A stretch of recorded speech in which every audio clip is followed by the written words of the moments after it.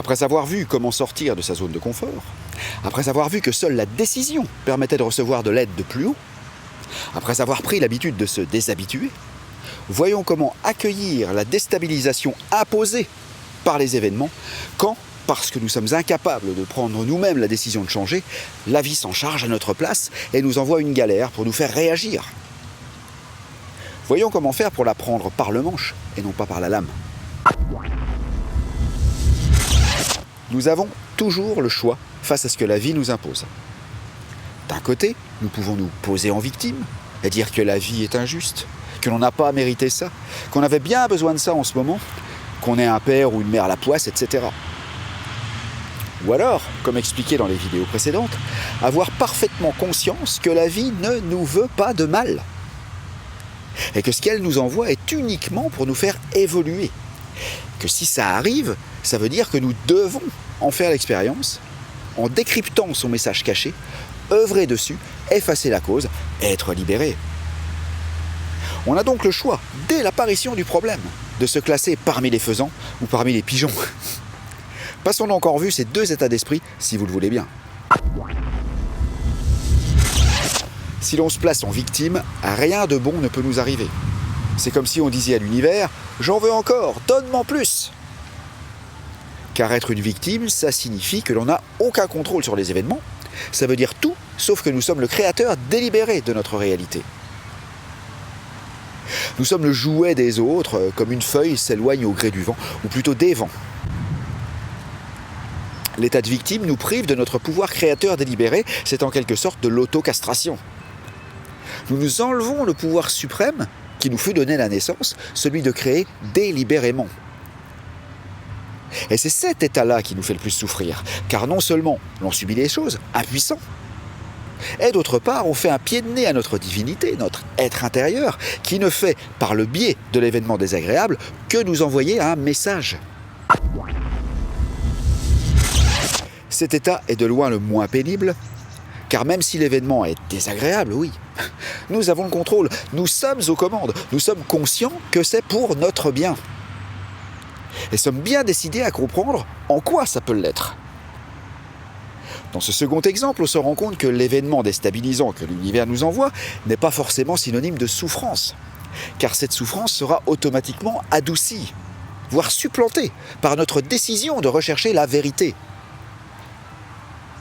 On souffre toujours moins en faisant quelque chose, en cherchant ses vraies causes par exemple, qu'en restant passif à maugréer sur sa pauvre condition. Il est également beaucoup plus facile de faire face à l'événement quand on le connaît, quand on connaît le processus, même si l'on ne sait pas encore ce qu'il y a effacé chez nous. Savoir que c'est pour notre bien suffit à gérer la situation. Nous transcendons la peur donc une nouvelle fois, d'une nouvelle façon. La nature a horreur du vide, mais elle sait le créer sciemment afin de rectifier ce que le mental humain, par définition imparfait, a déréglé. Et l'étymologie du mot Ho'oponopono confirme mes dires, remettre les choses en ordre, droite, à leur place. Et c'est ici notre travail, avec ou sans Ho'oponopono. Et comme dans le yoga postural, l'équilibre se travaille quand on le perd et que l'on essaie de le retrouver. Quand on est stable, en parfait équilibre, on ne travaille pas son équilibre, on est juste stable. Et dans notre exemple du lucide, du décideur, le fait de vouloir trouver la cause permet de vraiment travailler sur sa paix intérieure, un autre mot pour dire équilibre.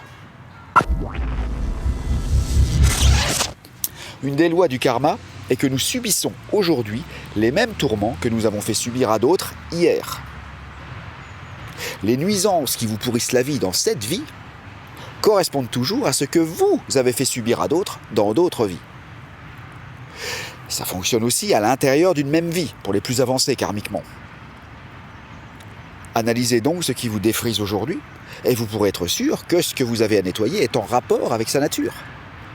Il vous faut d'abord en prendre conscience, être certain que vous avez été l'arroseur à votre façon, et qu'aujourd'hui, quelqu'un d'autre vous arrose à la sienne. Mais que ce soit vous ou l'autre, il y a toujours plus grand à l'œuvre au-dessus.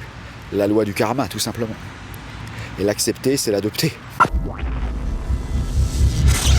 Dernière chose, vous pouvez utiliser cette loi de la bonne façon. À savoir donner sans attendre en retour, et c'est le meilleur moyen de recevoir. Et ça marche dans les deux sens. Vous donnez du malheur, vous récoltez du malheur. Vous donnez du bonheur, vous récoltez du bonheur. Une prochaine vidéo traitera ce concept en long et en large. Vidéo qui sera utile, voire très utile, pour tous les gens qui cherchent du travail et n'en trouvent pas. Gardez donc en tête que tout ce qui vous arrive est pour vous faire évoluer et rien d'autre. Accueillir les galères avec les honneurs dus à leur rang permettra d'en adoucir les blessures et leurs conséquences.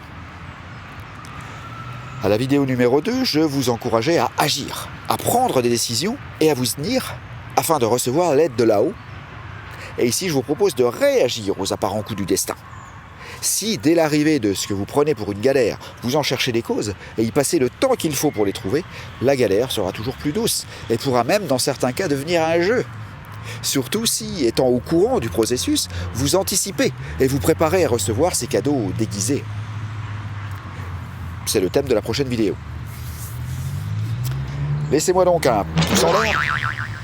Abonnez-vous en cliquant ensuite sur la petite cloche, puis sur toutes les notifications. Commentez avec vos techniques à vous.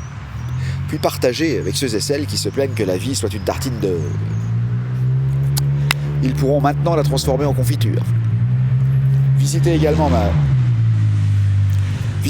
ma boutique en ligne, où vous trouverez tout ce qu'il vous faut pour chercher et trouver les véritables causes de vos tourments, en retrouvant votre estime de soi, en amorçant un dialogue quotidien avec votre enfant intérieur, en rendant votre sommeil créateur et purificateur, ainsi que vos siestes, en réparant vos journées, et en retrouvant aussi votre poids idéal avec mon tout nouveau programme complet d'amaigrissement sans effort en 12 semaines. Je vous souhaite, devinez quoi? La galère lucide.